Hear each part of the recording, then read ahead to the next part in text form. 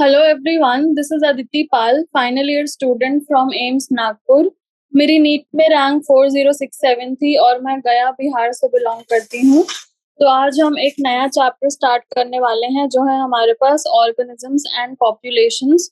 तो इस चैप्टर में मेनली हमें कॉन्सेप्ट समझने होंगे, उतना कुछ हमें इसमें याद नहीं करना है या मेमोराइज नहीं करना है।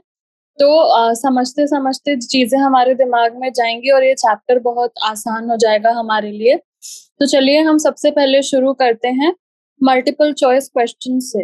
तो सबसे पहला क्वेश्चन है हमारे पास, ऑटेकोलॉजी इज द, और ऑप्शंस हैं relation of heterogeneous populations to its environment, relation of an individual to its environment, relation of a community to its environment और relation of a biome to its environment. तो इस question को answer करने के लिए हमें समझना पड़ेगा कि ये ऑटेकोलॉजी वर्ड आया कहाँ से। सो इकोलॉजी तो हमें समझ में आता है कि जब हम लिविंग थिंग्स और उनके इन्वायरमेंट के बीच के इंटरैक्शंस को स्टडी करते हैं, देन दैट इज इकोलॉजी। ठीक है, तो इकोलॉजी इकोलॉजी के हिसाब से everything is connected to everything else and there is a constant interaction between organisms and their environment. सही बात है कि हर चीज एक दूसरे से कैसे हमारे पास कनेक्टेड है एंड ऑल्सो कांस्टेंट इंटरैक्शन हो रहा है, तभी हमारा जो लाइफ है उसका एग्जिस्टेंस हो पा रहा है। जो इकोलॉजी है that is the study of interactions between living things and their environments. उसके ही दो पार्ट्स हैं हमारे पास, जो है ऑटेकोलॉजी एंड साइनेकोलॉजी। ठीक है, सो ऑटेकोलॉजी और साइनेकोलॉजी जो है they are two main branches of ecology. So what is autecology? तो ऑटेकोलॉजी जो है it is the study of individual organism और individual species. So individual organism या फिर इंडिविजुअल किसी एक पर्टिकुलर स्पीशीज का अगर हम स्टडी करें विद द एनवायरनमेंट तो उसको हम बोल देंगे ऑटेकोलॉजी। तो यहाँ पे क्या हो जाएगा हमारे पास सही option, relation of an individual to its environment. ठीक है, it is also known as population ecology.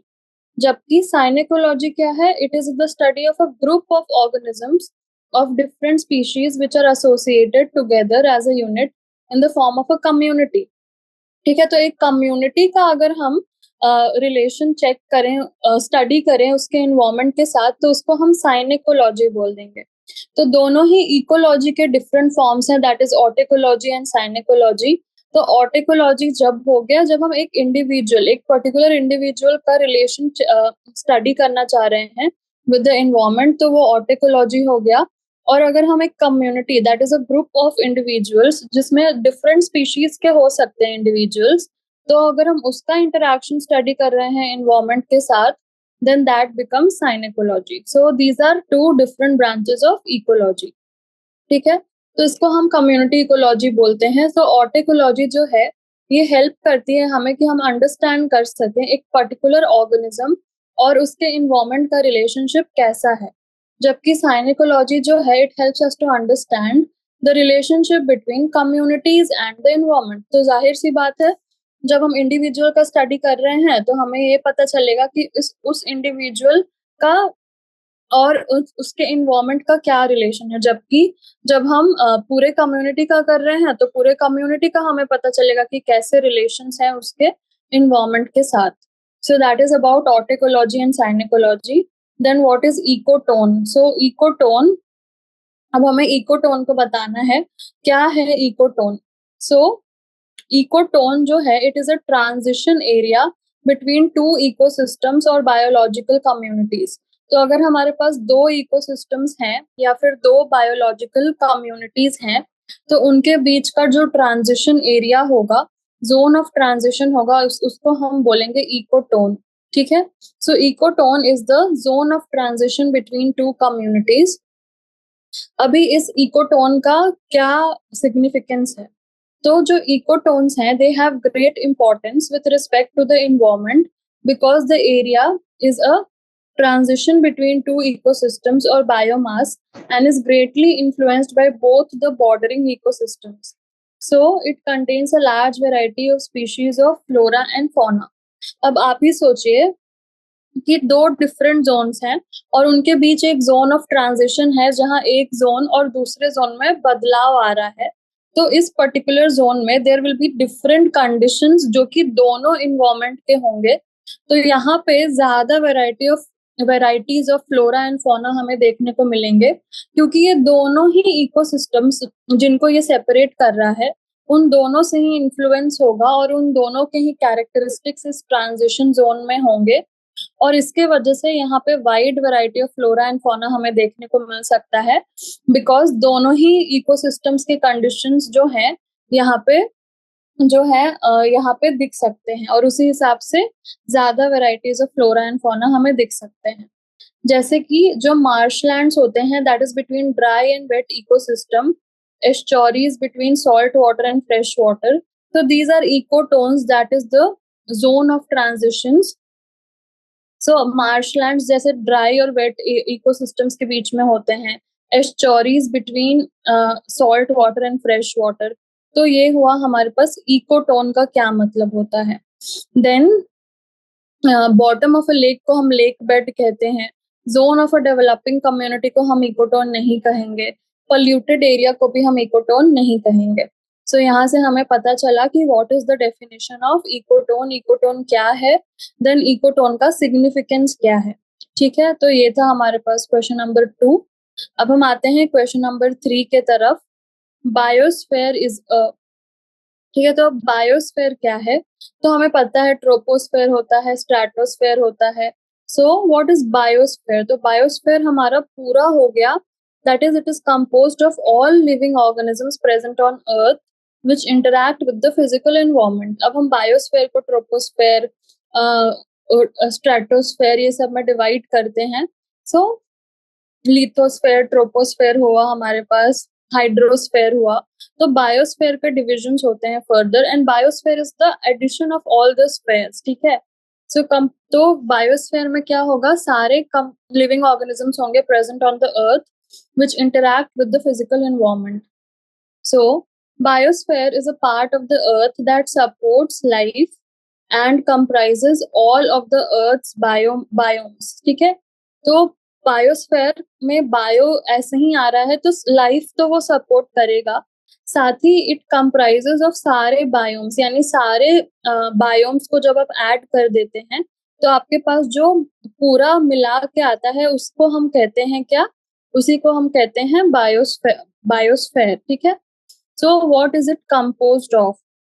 तो ये कंपोज होता है of ecosystems where both biotic and abiotic components interact. तो जो बायोस्फेयर होगा, क्या उसमें सिर्फ बायोटिक कंपोनेंट्स होंगे या सिर्फ एबायोटिक कंपोनेंट्स होंगे? तो नहीं, both abiotic and biotic components होंगे और वो इंटरैक्ट भी कर रहे होंगे एक दूसरे के साथ, ताकि हमारा जो लाइफ है उसका सस्टेनेंस, लाइफ जो है वो सस्टेन कर सके। So living organisms such as bacteria, plants and animals and temperature, soil etc. इन सब का interaction होता है and then they can stay in harmony with each other. So bacteria, plants and animals, temperature, soil etc. and all of these components are interacting. It is also called ecosphere and is the sum of all ecosystems. तो मैंने अभी बताया कि जितने भी ecosystems होंगे, जितने भी दूसरे स्फेयर्स होंगे, उन सबका जो हमारे पास एडिशन है उसको हम क्या बोलते हैं, बायोस्फेयर, और इसको हम एक और नाम से जानते हैं, दैट इज इकोस्फेयर। ठीक है, all the habitable zones on the earth constitute the ecosphere और बायोस्फेयर। तो जितना भी habitable zones on the earth, यानी जहाँ पे ऑर्गेनिजम्स रह सकते हैं, उनका हैबिटेट है, वो एग्जिस्ट कर सकते हैं, उसको हम इकोस्फेयर या फिर बायोस्फेयर के नाम से जानते हैं। सारे हैबिटेट्स, जितने भी हैबिटेबल जितने भी हैबिटेबल जोन्स होंगे अर्थ पे, सबको मिला के हम बोलेंगे बायोस्फेयर या फिर और इकोस्फेयर। ठीक है, तो देखिए आप, बायोस्फेयर में क्या क्या आ जाता है हमारे पास, हाइड्रोस्फेयर भी आ रहा है, लिथोस्फेयर भी आ रहा है, एटमॉस्फेयर भी आ रहा है, और सबने मिला के क्या बनाया हमारे पास, सबने मिला के बनाया बायोस्फेयर, जहाँ पे बायोटिक और एबायोटिक कंपोनेंट्स, इन सबका क्या होगा, इंटरेक्शन होगा एंड एग्जिस्टेंस होगा ऑफ लाइफ। तो ये था हमारे पास क्वेश्चन नंबर 3। अब हम आते हैं क्वेश्चन नंबर 4 की तरफ। इकोलॉजिकल नीश इज, तो अब इकोलॉजिकल नीश का डेफिनेशन हमसे पूछा जा रहा है। So what is the meaning of this ecological niche? ठीक है, is it the surface area of the ocean? Is it an ecologically adapted zone, or it is the physical position and functional role of a species within the community? It is formed of all the plants and animals living at the bottom of a lake. So ecological niche, इसकी definition आपको याद रहनी चाहिए that it is the physical position and functional role of a species within the community. तो एक community है हमारे पास, उसमें आपको words कैसे याद रखने हैं? एक community है, उसमें क्या होगा? फंक्शनल रोल, कि उसमें जो भी जो भी एनिमल का इकोलॉजिकल नीश आप डिस्क्राइब कर रहे हैं, उसका फंक्शनल रोल क्या है, और फिजिकल पोजीशन क्या है। ठीक है, तो क्या पोजीशन वो ऑक्यूपाई करता है उस कम्युनिटी में, एक तो पहला ये हमें पता रहना चाहिए। और उस ये पता हो गया तो अब हमें पता रहना चाहिए कि what is the functional role of that particular जो भी ऑर्गेनिज्म है उस कम्युनिटी में। तो ये दोनों को मिला के जब हम बताएंगे तो that will be the ecological niche of that organism, that is the functional role plus physical position in the community. So that is equal to the ecological niche. तो क्या है ये ecological niche? It is the interaction of a species with the other members of its community. So interaction फिर से आ गया हमारे पास, तो जो functional role होगा और हमारे पास physical position होगी, उसके हिसाब से ही कोई भी species बाकी दूसरे members of the community से interact करेगा। सो इंटरैक्शन में भी ये इकोलॉजिकल नीश जो है एक रोल प्ले करता है। Then in other words it is defined as the position and function of an organism in an ecosystem. तो वो तो हमने पहले ही देख लिया कि functional role and physical position पता रहेगी हमें इकोसिस्टम में, तभी वो ऑर्गेनिज्म जो है किसी और ऑर्गेनिज्म से इंटरैक्ट करेगा। And that is about ecological niche. ठीक है, तो ये हुआ हमारे पास ऑप्शन सी इसका correct answer, the physical position and functional role of a species within the community. So that was about question number 4। Next हम आते हैं क्वेश्चन नंबर 5 की तरफ। According to Allen's rule the mammals from colder climates have shorter ears and longer limbs, longer ears and shorter limbs, longer ears and longer limbs, shorter ears and shorter limbs. अब एलेंस rule पहले हमें पता होना चाहिए, तब तो हम कोई क्वेश्चन आंसर करेंगे according to Allen's rule. So we should be knowing that what is Allen's rule. ठीक है, सो एलेंस रूल क्या बोलता है? That the body shapes and proportions of endotherms vary by climatic temperature by either minimizing exposed surface area to minimize heat loss in cold climates, or maximizing exposed surface area to maximize heat loss in hot climate. ठीक है, ठीक है, तो हमें कह रहा है कि एलन रूल क्या बोलता है कि एलेंस रूल बोलता है कि अगर आप एक एंडोथर्मिक एनिमल हैं तो आपका जो बॉडी शेप एंड प्रपोर्शन, या एंडोथर्मिक मतलब आप अपना एक बॉडी टेम्परेचर मेंटेन कर सकते हैं। तो अगर आप एक एंडोथर्म हैं तो आपका जो बॉडी शेप एंड प्रपोर्शन होगा वो वैरी करेगा according to the climate in which you are going और लिविंग। यानी कि अगर मैं एंडोथर्म हूँ और मैं अगर कोल्ड क्लाइमेट में चली जाती हूँ तो मुझे अपने बॉडी की हीट को प्रिजर्व करना पड़ेगा। तो मैं मेरा बॉडी ऐसे मॉडिफाई हो जाएगा कि मिनिमम सरफेस एरिया हो to minimise the heat loss, क्योंकि मुझे हीट को प्रिजर्व करना है in colder climate. Colder climate में मेरा हीट लॉस होने का चांसेस ज्यादा है, तो मैं वो नहीं चाहती हूँ, मैं हीट को प्रिजर्व करना चाहती हूँ। तो इसीलिए मुझे क्या करना पड़ेगा? मुझे बॉडी सरफेस एरिया को मिनिमाइज करना पड़ेगा। जबकि ऑपोजिट क्या है कि अगर मैं एक एंडोथर्म हूँ और मैं हॉट क्लाइमेट में जाती हूँ तो वहां पे मुझे हीट लॉस करवानी है, क्योंकि ऑलरेडी इतनी ज्यादा हीट है, मेरा बॉडी टेम्परेचर और बढ़ना नहीं चाहिए। तो मैं क्या करूंगी, मेरा बॉडी सरफेस एरिया ऐसे मॉडिफाई होगा कि वो लार्ज सरफेस एरिया हो जाए ताकि huge amount of heat loss हो। ऑलरेडी इतना हीट है, मुझे और हीट की जरूरत नहीं है। सो ऐसा होगा अकॉर्डिंग टू एलेन्स रूल कि हमारा जो बॉडी शेप एंड प्रपोर्शन है वो वैरी करेगा depending upon the climate in which we are going. So ये रूल जो है predicts that endotherms from hot climates usually have ears, tails, limbs, snouts, etc. that are long and thin. ठीक है, तो अगर आप हॉट क्लाइमेट में हैं तो आपके पास जो ईयर्स होंगे, टेल होंगे, लिम्स होंगे एंड स्नाउट्स होंगे वो लॉन्ग होंगे, थिन होंगे. उनके पास बॉडी सरफेस एरिया ज्यादा होगी क्योंकि हॉट क्लाइमेट में है. जबकि वही ऑपोजिट अगर कोल्ड क्लाइमेट में ऐसे एंडोथर्म्स जाएंगे तो उनके पास shorter and thicker versions of those body parts होगा. ऐसे लंबे लंबे बॉडी पार्ट्स नहीं होंगे, ज्यादा सरफेस एरिया वाले नहीं होंगे. शॉर्टर एंड थिकर वर्जन्स होगा, यानी कि shorter ears and shorter limbs होगा in the mammals from colder climates. क्यों? क्योंकि हमारे पास वहां पे ज्यादा हीट लॉस नहीं चाहिए, इसलिए shorter ears and shorter limbs होंगे. So that is about Allen's rule and that is about question number 5. अब हम आते हैं next question number 6 की तरफ. Salt concentration, that is salinity of the sea measured in parts per thousand is. तो ये हमारे पास एक डेटा बेस्ड क्वेश्चन हो गया. So जो सॉल्ट कंसंट्रेशन होता है ऑफ द सी वो पार्ट्स पर थाउजेंड में कितना होता है, तो ये हमें याद ही रखना पड़ेगा दैट इट इज 30 to 35. अब हम देखते हैं कि ये 30 to 35 क्यों होता है, कैसे होता है. सो अगर हम एक एवरेज निकालें तो जो सी वाटर है इन द वर्ल्ड्स ओशंस, जितने भी वर्ल्ड में ओशंस हैं उनमें जो सी वाटर है it has a salinity of approximately 3.5% और 35 पार्ट्स पर थाउजेंड. तो इनकी जो सैलिनिटी है that is approximately 3.5%, that is 35 parts per thousand. इससे क्या मतलब आ रहा है कि for every 1 litre that is 1000 millilitre of sea water there are 35 grams of salt.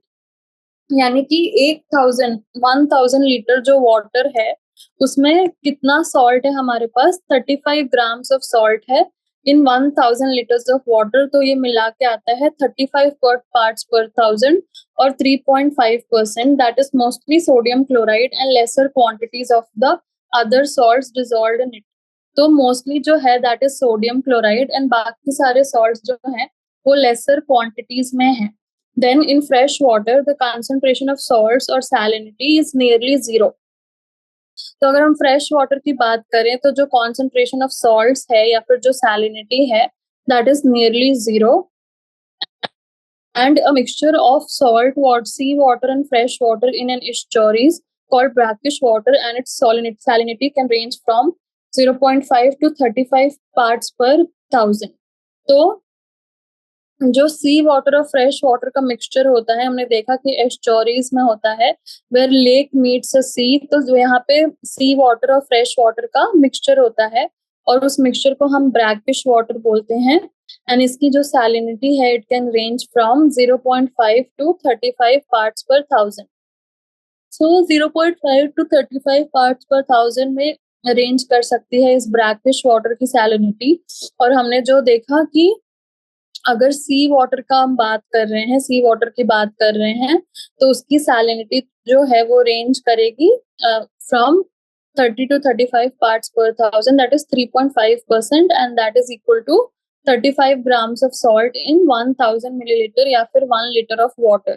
So and mostly and mainly जो ये सॉल्ट है वो कौन सा सॉल्ट है, तो मेनली तो सोडियम क्लोराइड है और साथ में अदर सॉल्ट्स हो सकते हैं.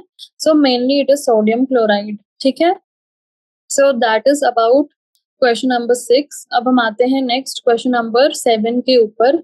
Formation of tropical forest needs mean annual temperature and mean annual precipitation as.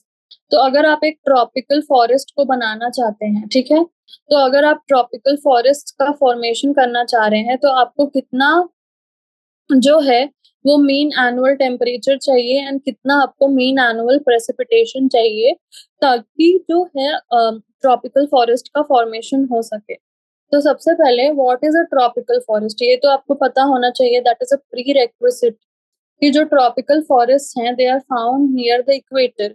जो इक्वेटर यानी सबसे hottest region on the earth, वहां पे ट्रॉपिकल फॉरेस्ट हमें देखने को मिलते हैं.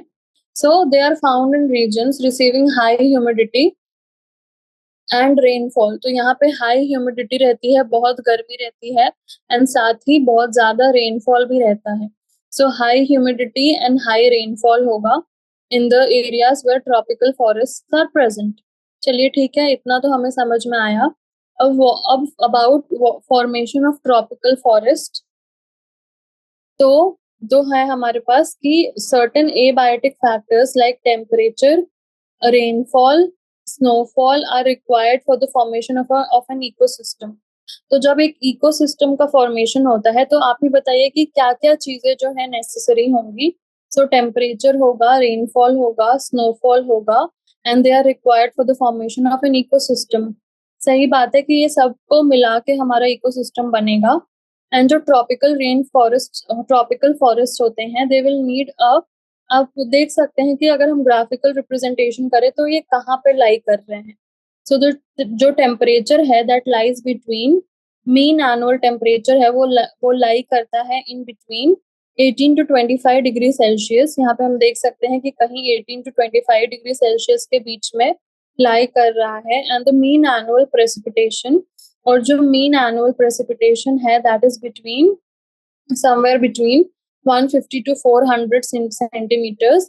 एंड इससे क्या होगा कि जो ट्रॉपिकल रेन फॉरेस्ट है उसकी हायर प्रोडक्टिविटी होगी एंड ऑल्सो हाई डाइवर्सिटी होगी, अगर ये ट्रॉपिकल रेन फॉरेस्ट को ऐसा कंडीशंस मिलता है that is 18 to 25 degree Celsius and 150 to 400 centimetres.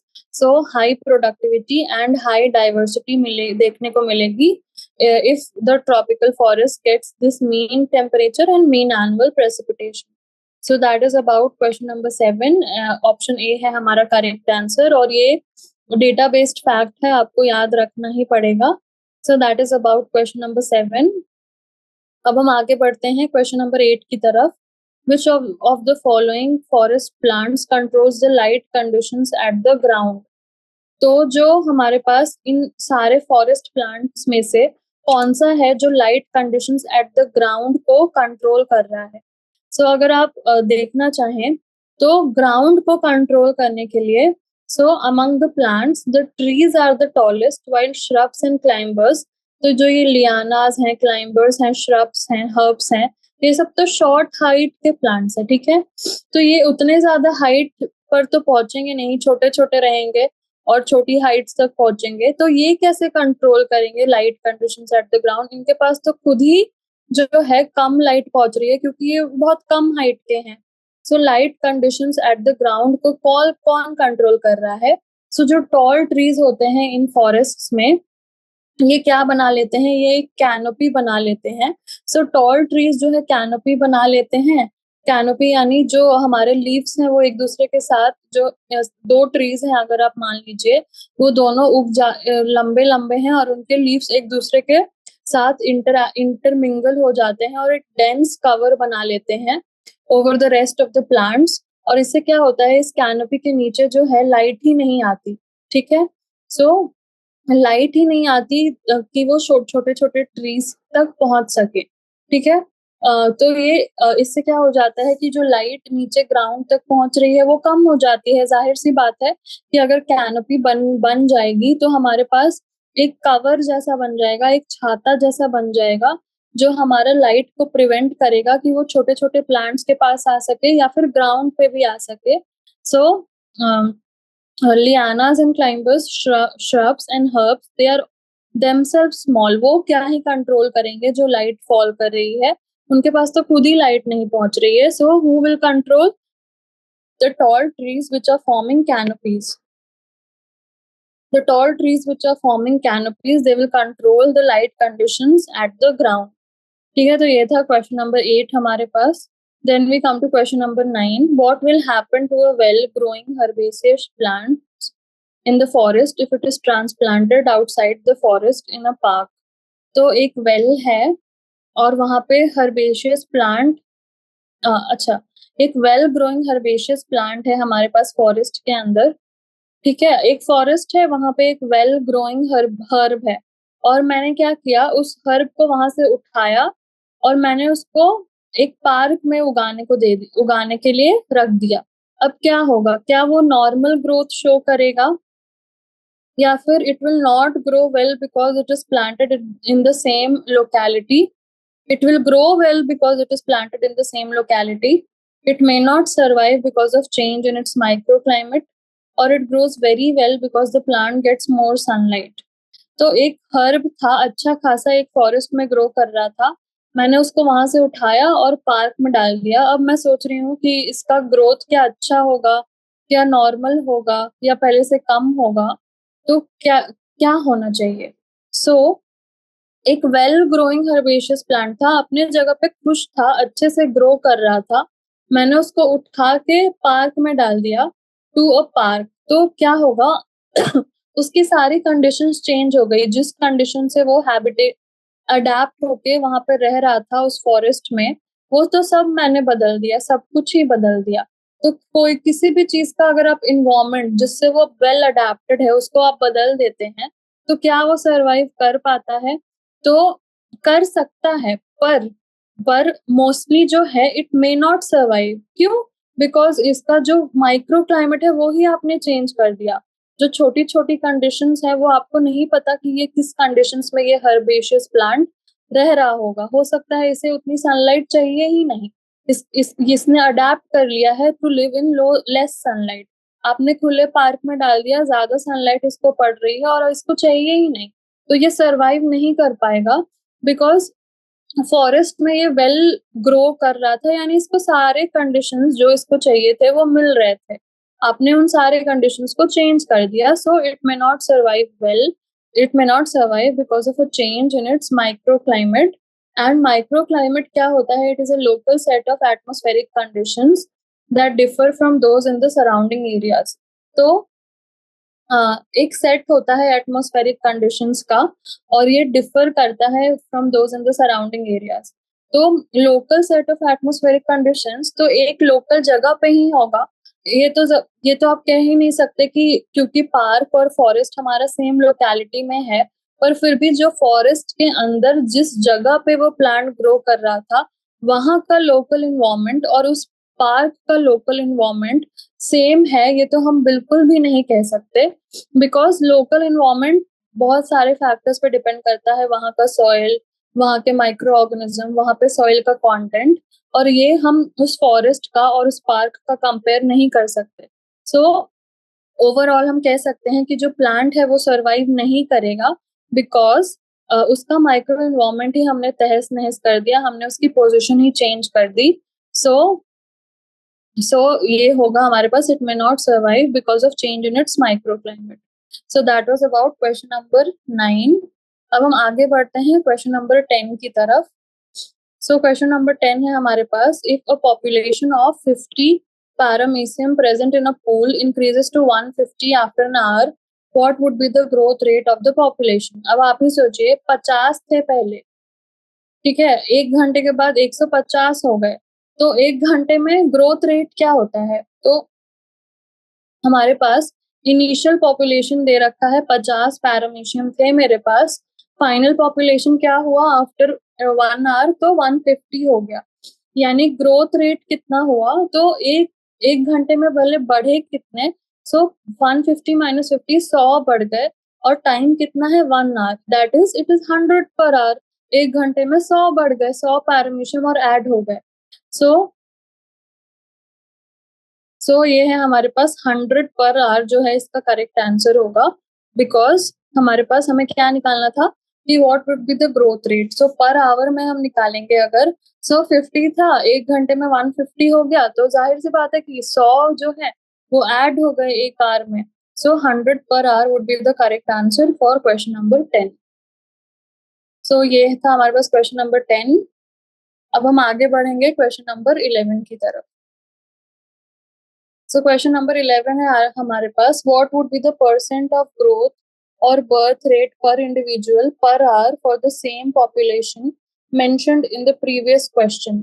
जो प्रीवियस क्वेश्चन है उसका बर्थ रेट बताइए, ठीक है, birth rate per individual per hour. तो हमें बर्थ रेट बताना है पर इंडिविजुअल पर आवर। तो बर्थ रेट को हम कैसे डिफाइन करते हैं? So birth rate is defined as the ratio between the number of individuals added by birth in an existing population and the initial population size in a given time period. तो birth rate हम कैसे निकालेंगे कि हमारे पास जो number of individuals added in a population है उसको हम क्या करेंगे, डिवाइड करेंगे बाय इनिशियल पॉपुलेशन साइज और 100 से मल्टीप्लाई करेंगे ताकि हम परसेंटेज निकाल सके. सो that will give us the birth rate. So percentage growth और birth rate per individual per our अगर हमें निकालना है तो हम सबसे पहले क्या करेंगे कि number of new individuals added, तो वो कितना होगा. So that will be equal to number of new individuals will be equal to 100, क्योंकि 100 जो है वो ऐड हो गए थे. तो number of new individuals is 100, ये हमें पता है.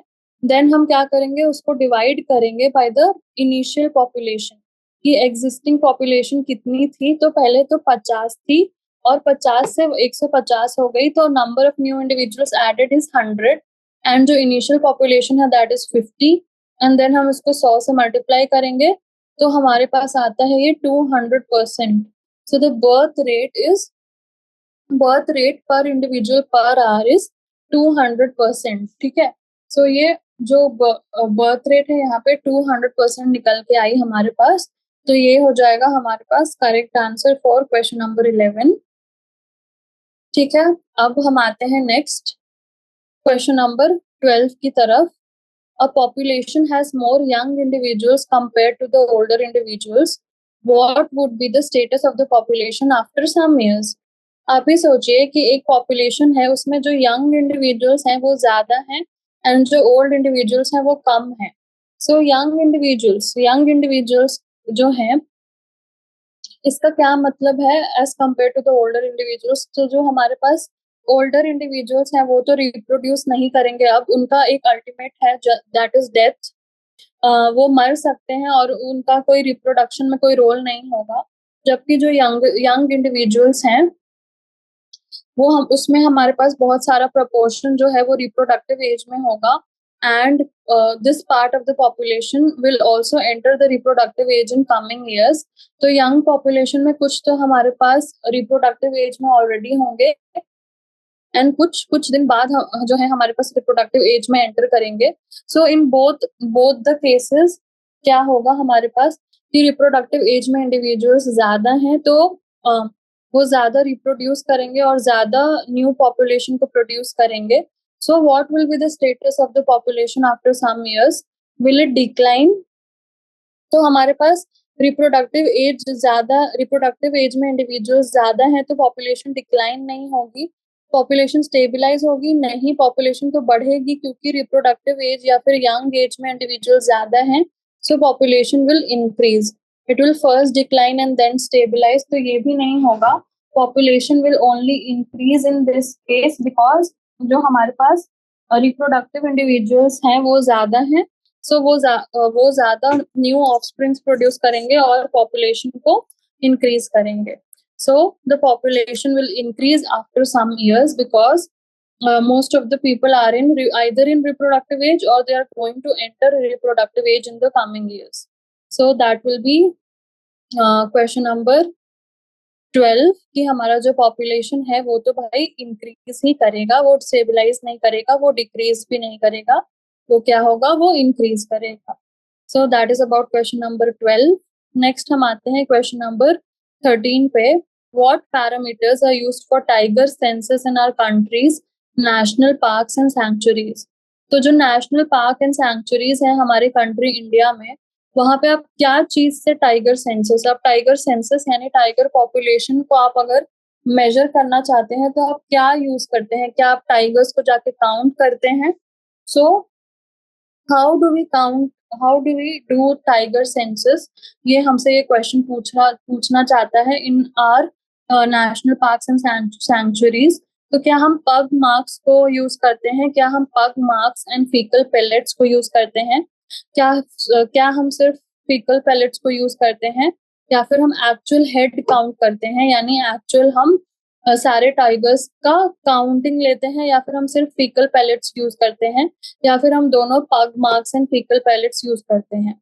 सो जो टाइगर सेंसस है it refers to the statistical method employed to determine the population of tigers and their distribution within the country every year. तो हम हर साल करते हैं और इससे हम क्या डिटरमाइन करते हैं, पॉपुलेशन ऑफ टाइगर्स और उनका distribution within the country, ठीक है.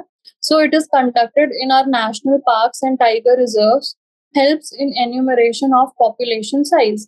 तो जो हम national parks and tiger reserves में ये कैरी आउट करेंगे ये टाइगर सेंसस, उससे हमें क्या पता चलेगा, तो हमें उससे क्या पता चलेगा, हमें उससे population size of the tiger population in our country उसको हम इन्यूमरेट कर पाएंगे. So it helps in enumeration of the population size. चलिए ठीक है, उसके बाद हम कहते हैं देखते हैं कि व्हाट आर द पैरामीटर्स, ठीक है. So the parameters included in tiger census in national parks and wild life sanctuaries of our country are. तो ये पहला तो होता है pug marks, that is footprints, and दूसरा होता है हमारे पास faecal pellets, that is animal waste. तो हम इनका क्यों यूज करते हैं, आखिर हम क्यों नहीं डायरेक्टली हेड काउंट कर लेते हैं. So this is an indirect method of estimating the population density without actually counting them और सीइंग देम. तो हमें ना तो टाइगर को देखने की जरूरत है, ना उसको एक्चुअली काउंट करने की जरूरत है. हम तो क्या देख रहे हैं, हम तो पग मार्क्स में इंटरेस्टेड हैं और उनके जो fecal pellets, that is animal waste, जो वो प्रोड्यूस करते हैं उसमें इंटरेस्टेड हैं, ठीक है. Hence these methods are not always accurate. तो हम सच में काउंट नहीं कर रहे हैं टाइगर्स को, तो हम कैसे कह सकते हैं कि ये मेथड जो है एक्यूरेट है, तो नहीं कह सकते. Nowadays, camera trapping and excreta DNA analysis are being extensively used. क्योंकि टाइगर के आसपास जाना हमारे लिए आसान नहीं है, तो हम क्या कर सकते हैं कि कैमरा ट्रैपिंग यानी कैमरा से कैप्चर कर सकते हैं टाइगर्स को और सेंसस ले सकते हैं, या फिर DNA analysis of the excreta को कर सकते हैं, ताकि हम डिफरेंट टाइगर्स को क्या कर सके, हम डिफरेंट टाइगर्स को का डेटा ले सकें और सेंसस को कंप्लीट कर सकें. तो हम ये कर सकते हैं, ये करते हैं for tiger census in our country's national parks and sanctuaries, that is pug marks and fecal pellets को हम स्टडी करते हैं. Then we come to question number 14. Which of the following would necessarily decrease the density of a population in a given habitat?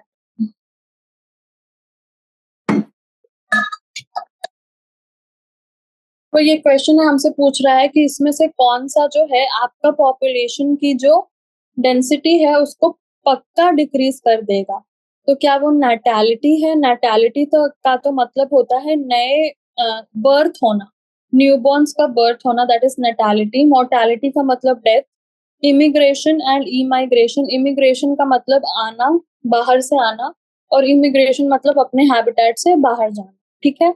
तो कौन सा जो है वो डिक्रीज करेगा? तो जाहिर सी बात है कि mortality. What is mortality? The decrease of population in a habitat depends upon two factors, that is mortality rate and immigration. So what is mortality rate? तो मोर्टेलिटी रेट या उसे हम कह सकते हैं डेथ रेट भी. सो मोर्टेलिटी रेट और death rate is the average number of individuals which die per unit time. तो एवरेज नंबर ऑफ इंडिविजुअल्स जो पर यूनिट टाइम मर रहे हैं उसे हम कहते हैं मोर्टेलिटी रेट. जबकि जो ई माइग्रेशन है that is similar to mortality but there is no death. It is the permanent departure of some persons from an existing population to another state और कंट्री. तो हमारे पास दो चीजें हो गई, एक तो मोर्टेलिटी रेट और ये दूसरा हो गया ई माइग्रेशन. तो मोर्टेलिटी का मतलब तो होता है that is average number of individuals which die per unit time. तो पर यूनिट टाइम कितने इंडिविजुअल्स मर रहे हैं, एवरेज अगर हम उसका निकालें, सो that is equal to mortality rate और डेथ रेट. जबकि ई माइग्रेशन जो है इट इज नॉट डेथ, यहाँ पे डेथ नहीं हो रही है, ये तो डिस्प्लेसमेंट हो रहा है पीपल का. दैट इज परमानेंट माइग्रेशन हो रहा है पीपल, परमानेंट डिपार्चर, यानी परमानेंटली लोग जा रहे हैं फ्रॉम एन एग्जिस्टिंग पॉपुलेशन. एक पॉपुलेशन है उससे या तो अनदर स्टेट में जा रहे हैं या अनदर कंट्री में जा रहे हैं, वो डिपेंड करता है, पर अनदर स्टेट या अनदर कंट्री में जा रहे हैं. एंड क्या हो रहा है, उस पॉपुलेशन से उनका डिपार्चर हो रहा है. तो ऑल ओवर जो हमारे पास पॉपुलेशन है वो डिक्रीज हो रहा है. So mortality and emigration would necessarily decrease the density of population in a given habitat. तो ये था हमारे पास क्वेश्चन नंबर 14। नेक्स्ट हम आते हैं क्वेश्चन नंबर 15 के तरफ। A protozoan reproduces by binary fission. What will be the number of protozoans in its population after 6 generations? तो हमारे पास एक प्रोटोजोन है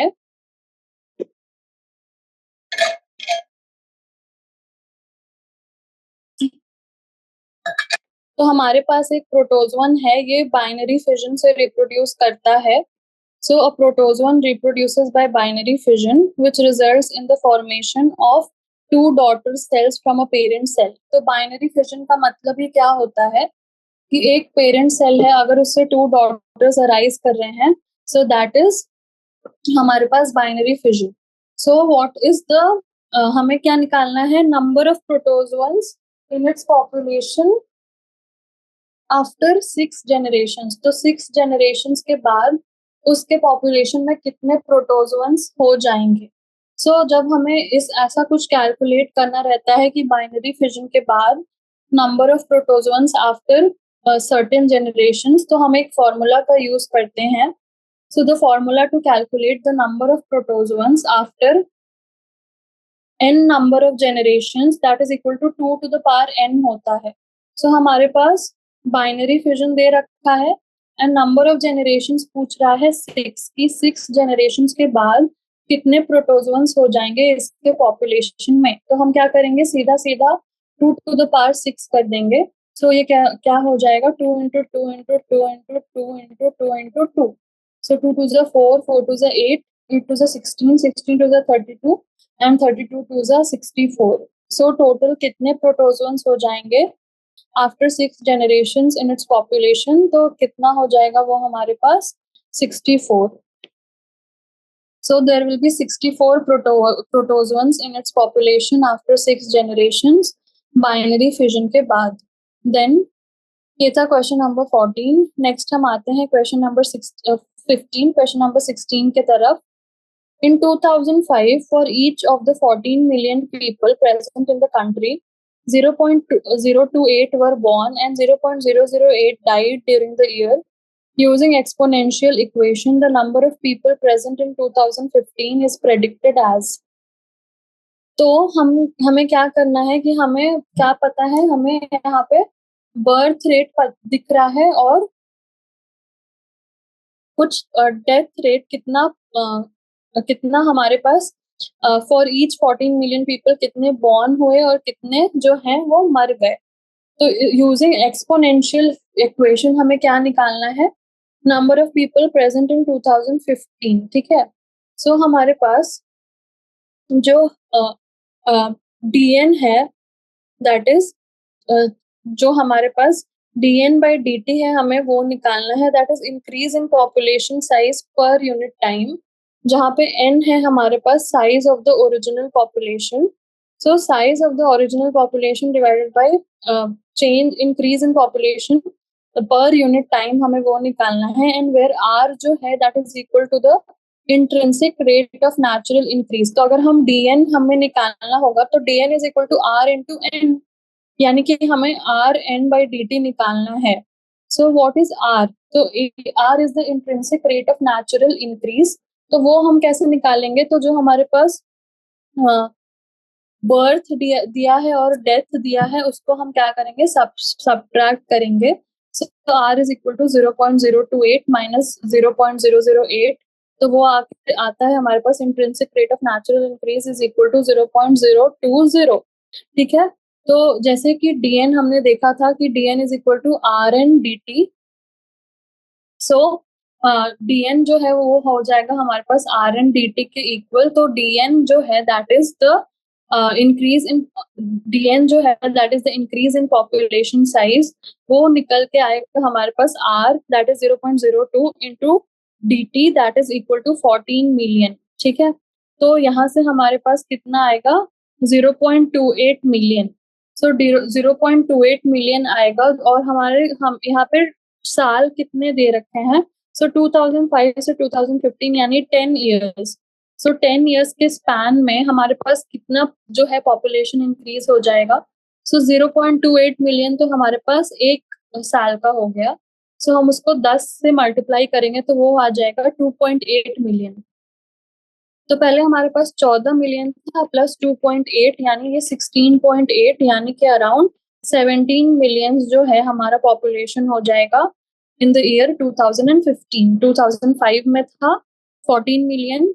बॉर्न और डाइट का हमें पता चल गया, तो हमने intrinsic rate of natural increase निकाल लिया और उसको हमने क्या किससे मल्टीप्लाई कर दिया, 14 मिलियन से मल्टीप्लाई कर दिया, जिससे हमारे पास आ गया कि एक साल में जो है पॉपुलेशन कितनी बढ़ेगी। उसके बाद हमने क्या निकाल लिया कि 10 साल में कितनी बढ़ेगी और हमने प्रेडिक्टेड पॉपुलेशन निकाल लिया for 2015 that is equal to 17 millions. तो ये हो जाएगा हमारा 16 का answer. Then we then come to question number 17.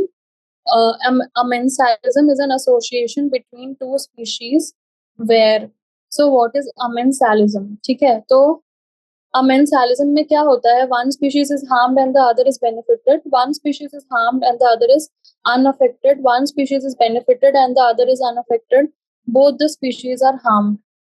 So what happens in amensalism?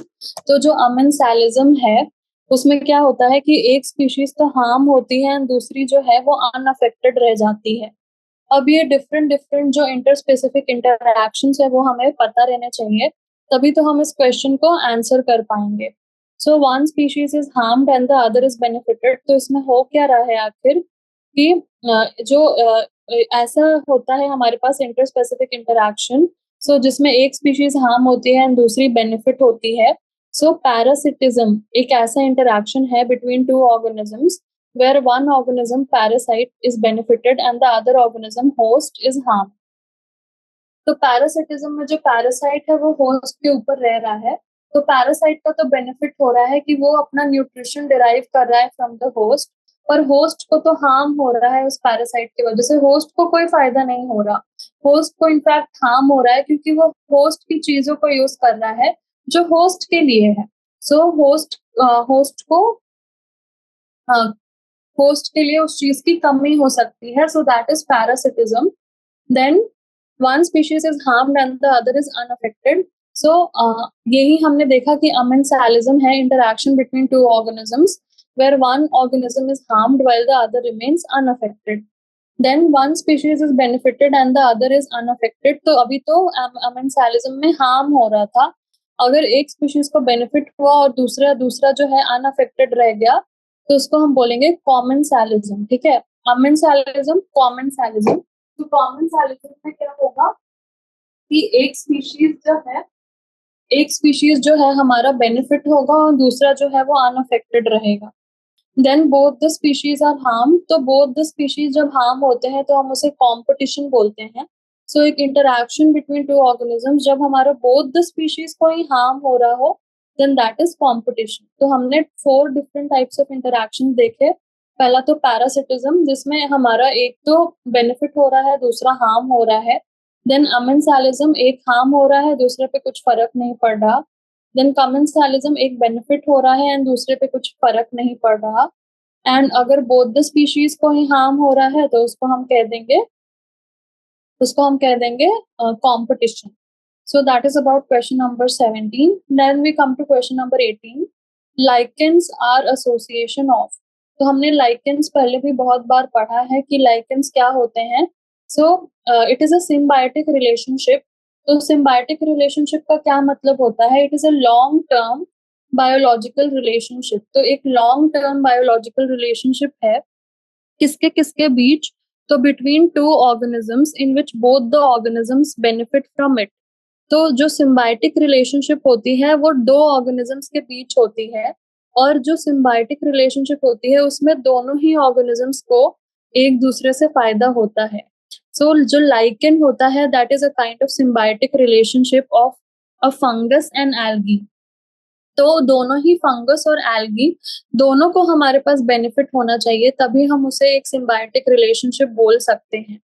So lichen जो है that is a composite organism. तो फंगस और एल्गी जो है साथ में रह रहे हैं। सो एल्गी कहाँ रह रहे हैं? So algae are living among the filaments of a fungus. तो एक फंगस है, उसका फिलामेंट्स है, उसके बीच बीच में एल्गी रह रहा है। सो जो फंगस है उसको तो एल्गी से हमारा एल्गी जो है वो फोटोसिंथेटिक होता है, तो एल्गी अपना फूड सिंथेसाइज करेगा, और उस फंगस को जो कि सैप्रोफिटिक होता है वो अपना फूड सिंथेसाइज नहीं करता, वो उस एल्गी से फूड लेगा, ठीक है। और एल्गी को क्या मदद मिलेगा कि एल्गी के पास वो फंगस होने की वजह से वो वाटर एंड मिनरल्स को इजीली एब्जॉर्ब कर पाएगा। जो एल्गी है जिसके जो फंगस के फिलामेंट्स में रह रहा है, उसको क्या होगा, वाटर एंड मिनरल्स का एब्जॉर्प्शन जो है उसके लिए आसान हो जाएगा। सो दोनों ही एक दूसरे से बेनिफिट पा रहे हैं इस केस में, दोनों ही fungus and algae.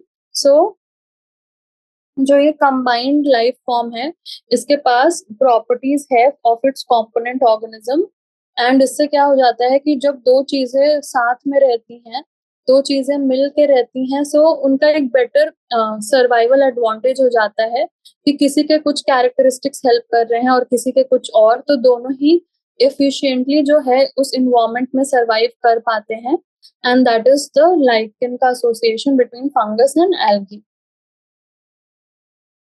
Then which of the following is a partial root parasite? तो रूट पैरासाइट, ठीक है, तो रूट पैरासाइट इसमें से कौन सा होता है? जो सैंडलवुड है that is a partial root parasite. So क्या है, क्या करता है ये? पार्शियल है, यानी photosynthesises their own food but trap the roots of other species for water and inorganic nutrients. अभी आप ही देखिए कि एक तो पैरासाइट है यानी किसी से कुछ ना कुछ फायदा ले रहा होगा, पार्शियल है यानी अपना फूड भी सिंथेसाइज कर लेता है, फोटोसिंथेसिस भी कर लेता है, पर क्योंकि पार्शियल है तो वाटर एंड मिनरल्स के लिए यानी वाटर एंड इनऑर्गेनिक न्यूट्रिएंट्स के लिए ये ट्रैप करता है दूसरों के रूट्स को, दूसरे प्लांट्स के रूट्स को। सो हम इसको क्या बोलते हैं? Partial root parasite. की फोटोसिंथेसिस तो कर रहा है ये प्लांट, पर जो वाटर एंड मिनरल्स है वो उसको कहाँ से मिलेगा? सो उसके लिए वो क्या कर रहा है, वो ट्रैप कर ले रहा है दूसरे प्लांट्स के रूट को, यानी दूसरे प्लांट से फायदा ले रहा है, यानी कि एक पैरासाइट है। So it is a parasite but it is a partial root parasite, और खुद से फोटोसिंथेसिस भी कर लेता है। So that is sandalwood. Then question number 20, which one of the following organisms reproduces sexually only once in its lifetime? So जो इसमें से कौन सा ऑर्गेनिज्म है जो सेक्सुअली रिप्रोड्यूस करता है only once in its lifetime? So banana ही है ऐसा एक जो सेक्सुअली सिर्फ एक बार रिप्रोड्यूस करता है। So banana is an exceptional perennial plant.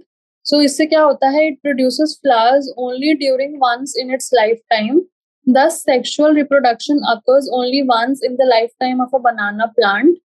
After reproducing sexually once, यानी एक बार सेक्सुअल रिप्रोडक्शन हो गया बनाना प्लांट में तो दोबारा नहीं होगा। हम जो अब क्या करेंगे, हम इसे पार्थेनोकार्पी से ही बार बार जो है रिप्रोडक्शन करवाएंगे, और कोई हमारे पास वे नहीं है। ये एक ही बार फ्लावर्स प्रोड्यूस करता है, इसका मतलब एक ही बार सेक्सुअली रिप्रोड्यूस करता है अपने पूरे लाइफ साइकिल में।